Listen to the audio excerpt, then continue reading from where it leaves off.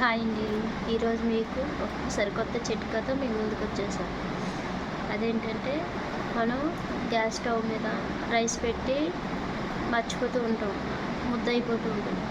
అలా ముద్ద అవ్వకుండా ఉండాలంటే లాస్ట్లో మనం చల్లటి వాటర్ వేసి కలుపుకొని వచ్చినట్టయితే నార్మల్గా పొడి పొడిగా ఉంటుంది.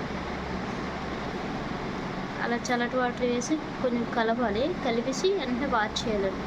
వార్చినట్టయితే మామూలు పొడి పొడి రైస్లా ఉంటుంది. మేము ఎక్కువ క్వార్టర్ రైస్ తింటాం, క్వార్టర్ రైస్ ముద్ద అయిపోతూ ఉంటుంది.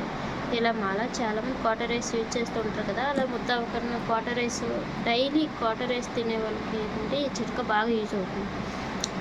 తెమ్మడిగా ఉంటుంది కదా క్వార్టర్ రైస్, అలా ఉండకుండా ఉండాలంటే చల్లటి వాటర్ వేసి అందులో వెంటనే మనం కొంచెం కలిపేసుకున్న తర్వాత వెంటనే వాష్ చేయాలి. వార్చిన తర్వాత నార్మల్ రైస్లా ఉంటుంది. నా చిట్కా మీకు నచ్చినట్టయితే లైక్ చేయండి, సబ్స్క్రైబ్ చేసుకోండి. Thank you, bye.